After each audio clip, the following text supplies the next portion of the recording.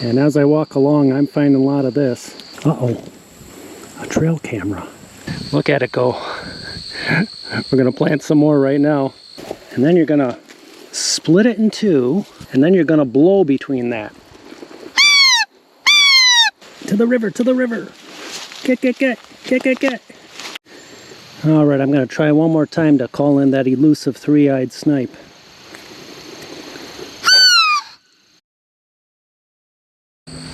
Hey, happy Wednesday, everyone.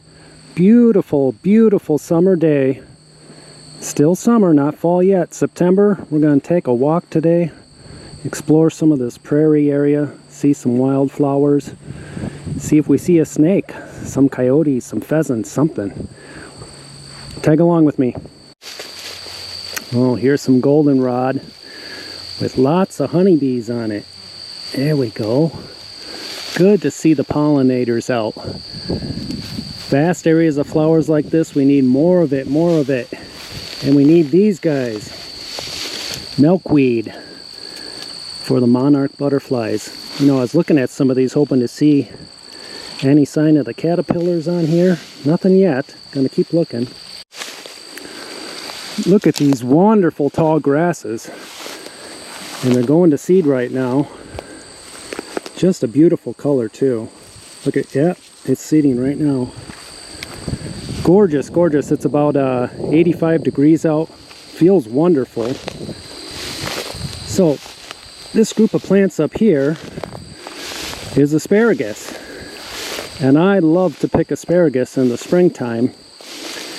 But sometimes the best way to tell is seeing the old plant from the year before. When it's dried out, it kind of keeps its shape, stays a little stiff. It stands out amongst all the others. So you see the dead one and you go, oh, right next to it, there'll probably be a little shoot coming up. But you don't want to eat it this time of year. Look at these guys on the milkweed. Those might be milkweed beetles. Yeah, the different stages right here of the very young ones to the adults.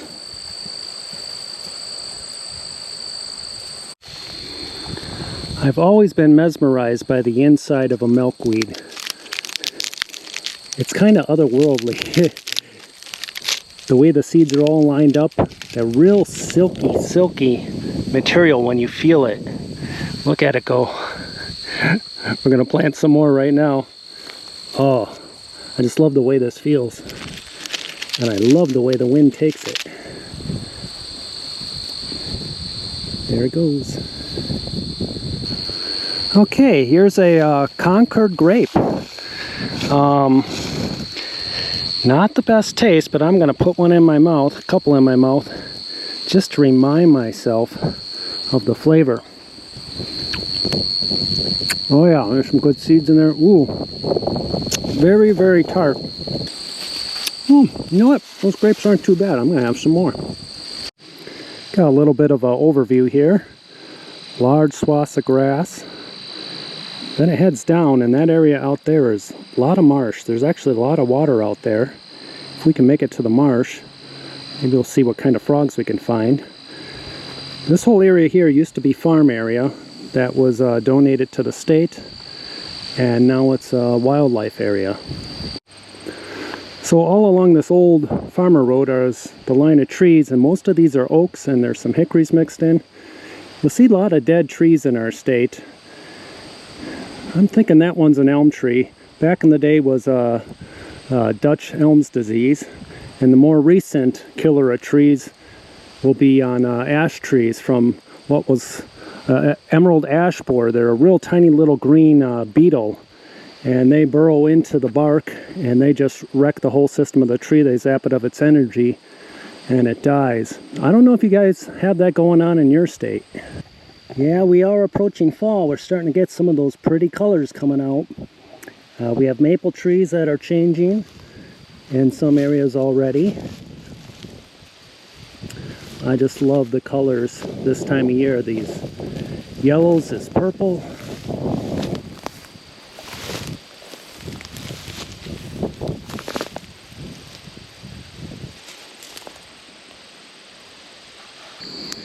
Well, this here is prime pheasant habitat. And as I walk along, I'm finding a lot of this, a lot of spent shells. Yeah, even where I parked my vehicle when I came in, there were a lot of feathers where the pheasants were plucked right in the parking lot. I'm hoping to see one myself. I haven't seen a snake yet. I keep studying the ground to see if I could see a garter snake or a black snake cross. Nothing yet. And I'm noticing a real lack of butterflies. There goes a white cabbage. The white cabbage and yellow cabbage, very, very common, but I haven't seen one monarch today, haven't seen one tiger swallowtail. That's kind of disappointing. So here, look at these bushes, right here and here. This is a plague. This is invasive buckthorn. And you'll see those purple little berries. The birds eat that and they carry it along and they poop it everywhere. And that plant, that giant bush grows everywhere. You cannot control it. See below it? These are all new buckthorns popping up. It's area I used to live along the river. AmeriCorps had volunteers come in and they spent 2-3 months cutting down all the buckthorn, piling it all up and getting rid of it. Last time I was there, that whole area is nothing but buckthorn. All that labor, it was dozens of people working on that, was all for naught.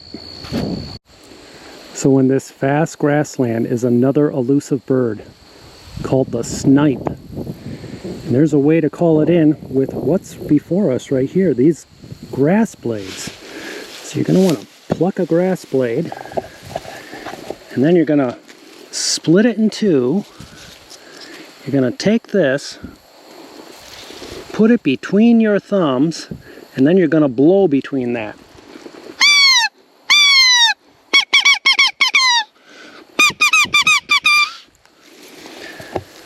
Let's see if any snipes show up.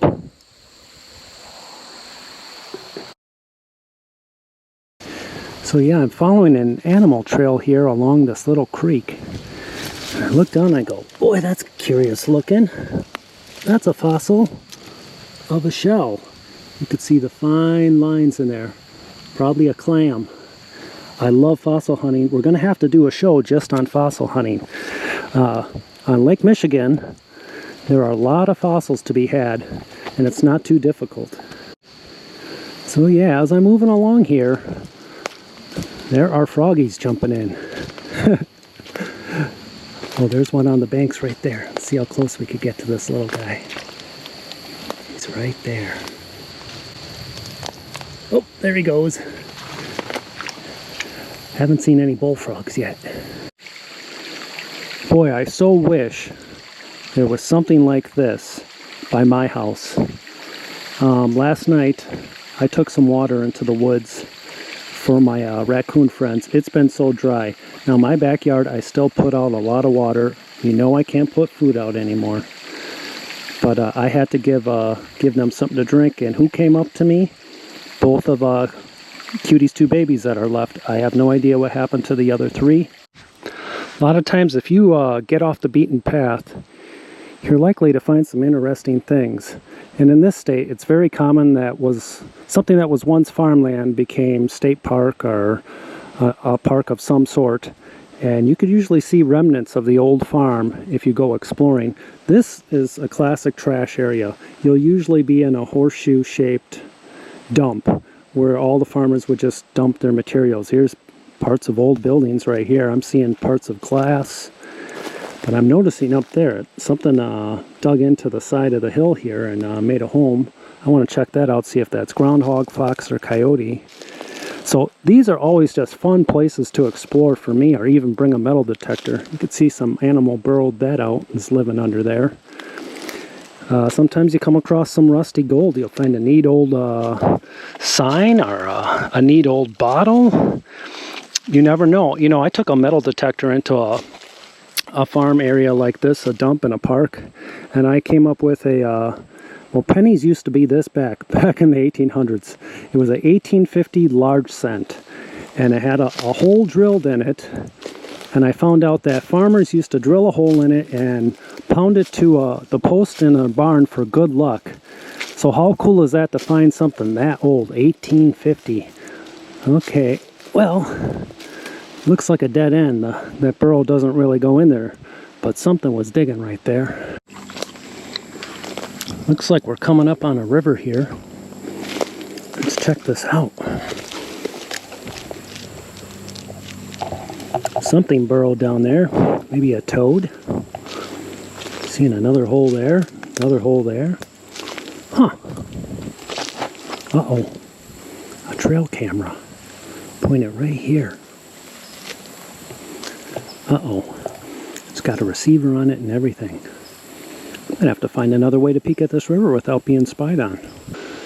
Okay, here we go. Another tree cam. Not far from the other one. This is public land where I'm at. I'm curious why there's so many cameras along this river here.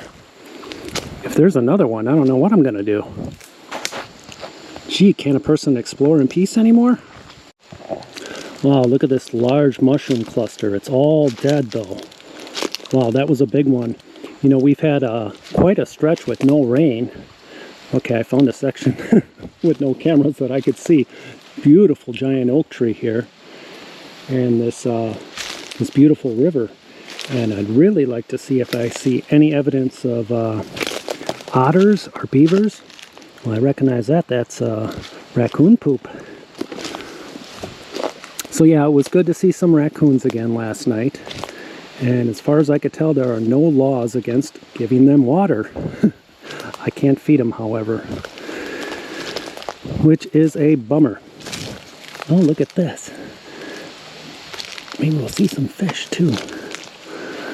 Water looks a little low. Oh, I see some raccoon prints down there.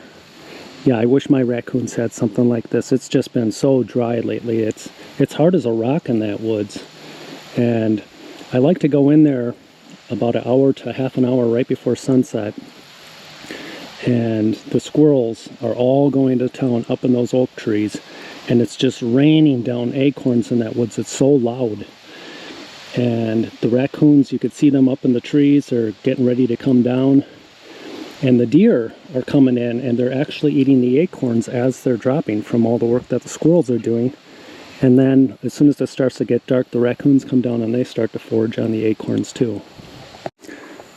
There are frogs jumping everywhere here. I see a beautiful one right down here. Is that a leopard frog? Oh, I see you. I see you. The river's that way. Wanna go? Come on, buddy. To the river, to the river. Get. There, he made it. Boy, is he gorgeous. Or is that a green frog? Yeah, we have leopard frogs, green frogs, bullfrogs. Got quite a variety of frogs here, but only one species of toads in Wisconsin. Here we go, nice view of a stretch of the river here. Oh, I see a little baby bass down there. He's looking at us. Oh, a couple little bluegills with him too. Lovely. Hear a train in the distance. And, ooh, I see a big wake going. You know, we have a lot of carp in these rivers. And I'm seeing the bubbles come up right there. See all these bubbles come up? There's an excellent chance that those are carp. We might even see some coming up here. And when they move, they really push the water. They'll form a really big wake. And I get that sometimes when I'm canoeing. I'll sneak in and scare the carp, and they take off in the shallows, and boy does it push water. Oh, here comes a bass right here. A little half-pounder right there. Yeah, that's something I haven't done for a while, is gone fishing. You know, last year I was so consumed with creating a raccoon channel that I didn't go fishing last year. I cannot remember the last time I didn't go fishing. Probably the last time I went a whole year without fishing, I was 1 year old. There are frogs hopping all through here. That actually excites me because, goodness, it's been a while since I've seen some amphibians. You see them jumping around? This is just great. When I was a kid, I just remember so many more frogs, so many more toads, and especially snakes. I almost never see snakes anymore. And when I was talking about the pollinators and the insects and the butterflies before, another thing I recall as a kid was when you drove someplace, the windshield was splattered with bugs. We were always having to clean the windshield, and I almost never have to do that, which just tells me it's an obvious reduction in our insect population. And boy, think how many things depend on that. Too much pesticide, too much herbicide, too much insecticide, all over our crops, all over our yards. There's got to be a better way. Here's a dragonfly. Alright, I'm going to try one more time to call in that elusive three-eyed snipe.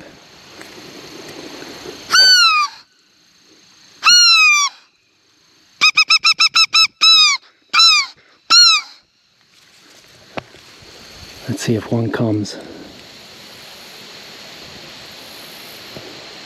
Yeah. No three-eyed snipes today, guys. Hey, happy Wednesday. Thanks for tagging along.